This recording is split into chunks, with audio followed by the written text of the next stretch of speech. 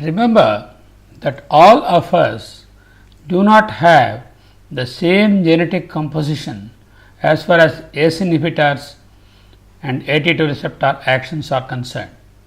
The ACE enzyme and the angiotensin II exhibit what is called genetic polymorphism. As far as the genetics go, the ACE enzyme or angiotensin converting enzyme has got three different types of presentations. One is called ACEDD, angiotensin converting enzyme deletion. That means on both the chromosomes, homologous chromosomes, there is deletion of a particular base pair. In some individuals it is DD type.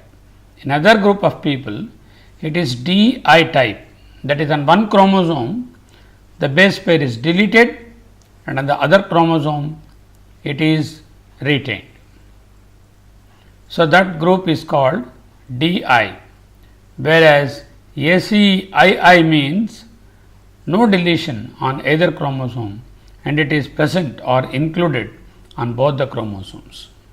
So, with the result, there are three types of genetic presentations occur, and whereas the ACEDD type of people, these are the ones who will not respond to your drug ACE inhibitor, because the ACE enzyme itself is not fully expressed and functioning in these individuals, and those individuals are not amenable for treatment with ACE inhibitors. The base change is the intron 16 of a 287 base pair, the LU repeat sequence is either deleted or included depending upon the polymorphism. This is about the ACE enzyme genetics, whereas angiotensin II type 1 receptor or AT1 gene is called the C1166 gene. Gene A for the angiotensin, C112266 is the locus of that particular gene, and it exhibits genetic variations of that particular gene, so that the angiotensin II activity also differs in individual to individual, whereas the genetics of ACE is much well studied compared to the genetics of AT2 receptor. In blacks, that is the people who are of the negroid race, the ACE enzyme polymorphism is more of DD type, and their responsiveness to angiotensin converting enzyme inhibitors is much less when we compare them with other ethnic groups. Let us say that there is excessive production of angiotensin II or so called danger molecule. What are its harmful effects, and what are the various organs or systems affected, and what happens in each of those systems is summarized in this slide. You see here on the heart, basically the action is one of myocardial hypertrophy, in the sense the sarcomeres of the myocardium hypertrophy, and there will be interstitial fibrosis and there will be inotropic effect. All these will result in extra workload for the heart, which might be detrimental. On the coronaries, the endothelial dysfunction is manifest with decrease in the nitric oxide production. We know nitric oxide is vasoprotective. When nitric oxide production and availability at the vascular endothelium is reduced, endothelial dysfunction surfaces. That leads to vasoconstriction. There will be increased oxidative stress. There is increased inflammation of the coronaries. There is tendency for formation of atheroma. All these effects are deleterious to the health of the coronaries. Then we come to the kidneys. There is an increase in the intraglomerular pressure. There is increase in the proteinuria. there is increase in the sodium reabsorption, there is increase in the antidiuretic hormone, there is retention of fluid, there is retention of water, retention of sodium, and excretion of potassium. Glomerular growth and fibrosis are also stimulated. All these result in glomerular sclerosis, decreased glomerular function, and increased absorption of fluid and sodium with hypervolemia and consequent dangers on the vascular tree. When we come to the adrenals, there is increased production of aldosterone mediated by the angiotensin II, and it also augments the sympathetic nervous system which to produce more of norepinephrine, epinephrine and other catecholamines from the adrenal cortex. So much so, both the zona glomerulosa and the zona fasciculata and the zona reticularis, all three zones, particularly the zona glomerulosa and the zona reticulata of the adrenals, are influenced by the angiotensin II in a negative way. So much so, more of aldosterone and more of sympathomimetic amines are produced. In the coagulation front, there is increase in the fibrinogen content in the blood. Increased fibrinogen production means increased platelet entanglement, increased clot forming ability, and increase in the plasminogen inhibitor 1. Plasminogen activator inhibitor 1 is increased and platelet aggregation is favored. All these will set the stage for atheroma formation, plaque formation inside the vessels, and then vulnerability of the plaque, rupture of the plaque, acute coronary events, and then chronic vascular damage. So these are the various harmful effects of angiotensin II on different organs, as we have seen in this slide. We have already seen the concept presented on this slide.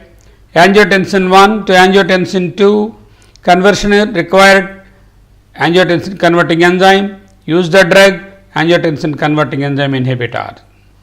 There are certain non-ACE pathways, so much so even if you block this pathway, some of the angiotensin 1 gets converted into angiotensin 2.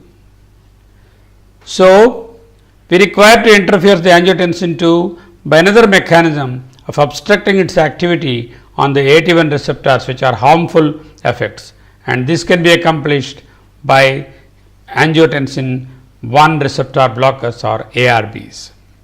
Of course, the action on the angiotensin 2 receptors is partly favorable and partly it could be through the aldosterone, it could be partly dangerous also through the for producing renal injury and increasing proteinuria, progressive diabetic as well as non-diabetic retinopathy. We can interfere the action of aldosterone and then and the deleterious effects on the kidney by using drugs called what are mineralocorticoid receptor antagonists. We now have mineralocorticoid receptor antagonists, and they can be used to block the effects of aldosterone, or we can use spironolactone straight away to annul the effects of aldosterone at the level of the renal tubule. So we now have three types of drugs: the ACE inhibitors to act here, and the ARBs to act on the AT1 receptors, and the MRAs, mineralocorticoid receptor antagonists, to block the action of aldosterone.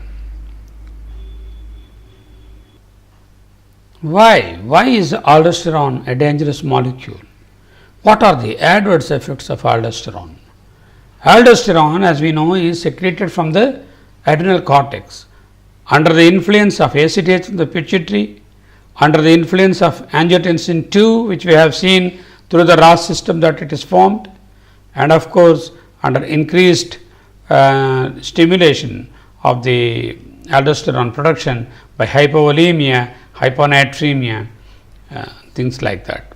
So in whatever way the aldosterone is stimulated to be produced, the effects of aldosterone are threefold. It will act on the kidneys, it will act on the heart, and it will act on the blood vessel. On the renal front, glomerulosclerosis, interstitial fibrosis, proteinuria, and finally renal failure. On the cardiac front, we have got LVH, left ventricular hypertrophy, cardiac myofibrosis, left ventricular dysfunction, and of course left ventricular and failure, also called heart failure. On the endothelium of the blood vessels, endothelial dysfunction, decrease in the nitric oxide production, increase in the inflammation, increase in the oxidative stress.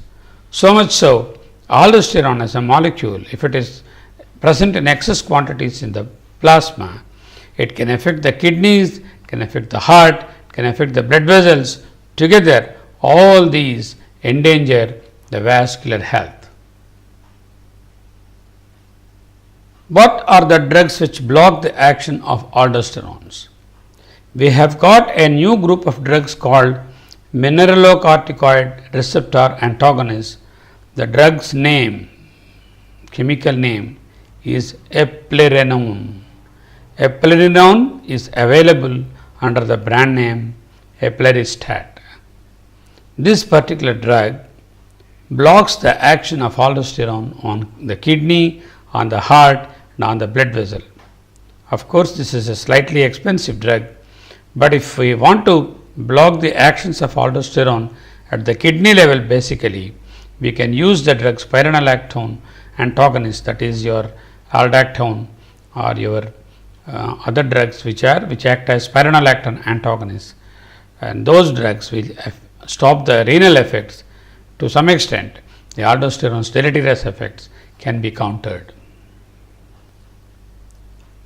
We have learned that bradykinin is a useful molecule and it is a favorable molecule as far as the vasculature is concerned. So, let us see what are the actions of bradykinin. These are the target organs, these are the cellular effects, and these are the consequences. At the level of the gut, gastrointestinal tract, there is mobilization of calcium at the cellular level, and that results in slow contraction of the gut. That is why it is called brady, means slow, kinin means movement. Slow movement of the gut, also called as bradykinin. At the level of vascular endothelium, increase in the nitric oxide production, increase in the prostacyclin production, which are beneficial to the vascular tree, and result is vasodilatation and useful effect. On the respiratory tract, excess prostaglandins are produced, and that excess prostaglandins will cause what is called angioedema and ACE inhibitor induced cough. The excess bradykinin, which is the end result of ACE blockade, ACE inhibition, results in extra prostaglandin production in the respiratory tract, which causes cough and angioedema. On the coronary blood vessels, there is endothelial protection offered at the cellular level, and that results in coronary vasodilatation. On the myocardium,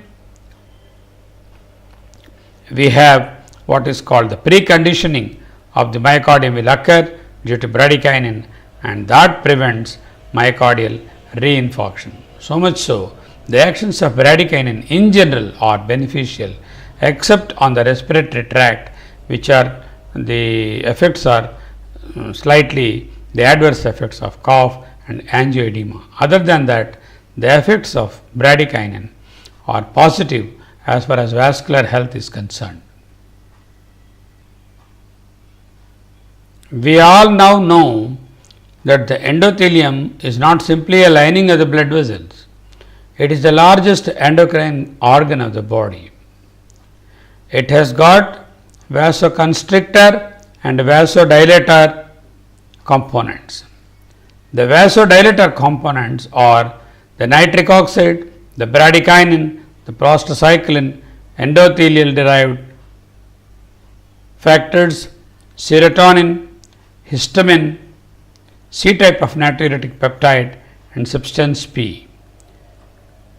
There are certain inhibitors of smooth muscle growth, and they are the nitric oxide, prostacyclin, bradykinin, heparin, C type natriuretic peptide, and then TGF beta. Inflammatory inhibitors, mainly nitric oxide. Thrombolytic factors, tissue type of plasminogen activator. So, these factors are all beneficial as far as the endothelial secretions are concerned.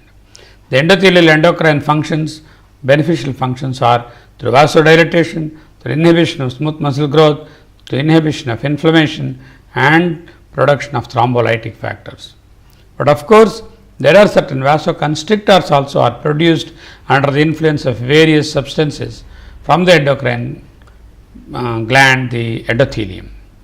These vasoconstrictor substances which act on the endothelium are angiotensin 2, our molecule of today's presentation, endothelin, thromboxane A2, aldosterone, and then arachidonic acid, and then PGH2, prostaglandin H2. There are certain molecules which are promoters of smooth muscle growth. They are the platelet thyroid growth factor, and then basic fibroblast thyroid growth factor, and then ILGF, leukocyte derived growth factors, endothelin and angiotensin 2. These all are smooth muscle cell growth factors which increase the hypertrophy of the vasculature, hypertrophy of the heart muscle. There are promoters of inflammation like superoxides, tumor necrosis factor alpha, the LCAM, ICAM and VCAM. These are the cell adhesion molecules. And of course, we have the thrombotic factors, plasminogen activator, inhibitor 1. Then you may ask me, if endothelium is able to produce certain good factors and certain bad factors, how does the endothelial health is maintained? It is by a balance of the various factors that are secreted by the endothelium, and see that the net balance is towards vasoprotection, and then the vasodistractive components are reduced. But under the influence of various pathological changes, for example, excess RAS activity and AT2 production and other those things listed here, the vasoconstrictor, vasodamaging, vasodetrimental effects overtake and overpower the vasodilator or vasoprotective component. So much so the endothelial health is disrupted, endothelial dysfunction starts, and that results in poor vascular health and all fronts, at the kidneys, the levels of blood vessels, brain, heart, peripheral vessels, retina, all the blood vessels, wherever it is available, the vulnerability will increase, and that results in cardiovascular ill health. Let's learn a little bit about the vasoactivity of the endothelins. We have seen in the previous slide that endothelins to a great extent are harmful molecules. These endothelins are derived like this. There is what is called big endothelin, which has got 39 amino acids, which is converted into a 21 amino acid, which is the normal endothelin. Okay, and this endothelin ET21 is the vasoactive one. This conversion of big ET to vasoactive ET occurs through the enzyme endothelial converting enzyme, also called ECE, just like our ACE. Here we have got ECE. Now we are going to get some drugs which will interfere with this converting enzyme, just like the ACE inhibitors, we will have ECE inhibitors. This endothelin has got three subtypes: endothelin 1 ET1, ET2 and ET3. ET1 acts on endothelin receptor A, and ET2 acts on endothelin receptor B1, and ET3 acts on endothelin receptor B2. So, the action of endothelin 1 or ET1 mediated through the endothelin receptor A are harmful as far as the vascular tree is concerned, whereas the action of endothelin 2 through endothelin receptor B1 are helpful for the vascular tree and they are vasoprotective, whereas the effects of endothelin 3 mediated through endothelin receptor B2 are mixed in their effect. part of their effects are good, part of their effects are bad. So, what does these endothelins do? They act on the endothelium. So, these endothelins act on the endothelium, on the cardiac muscle, on the kidney, on the renal tubule, and on the vascular smooth muscle cells. What are the drugs which stimulate the activity of the endothelins? Angiotensin II, catecholamines, insulin, LDL, growth factors, stress. All of these increase the production of endothelin 1 and decrease the production of endothelin 2, which is helpful. The net result would be vascular damage and then vascular ill health.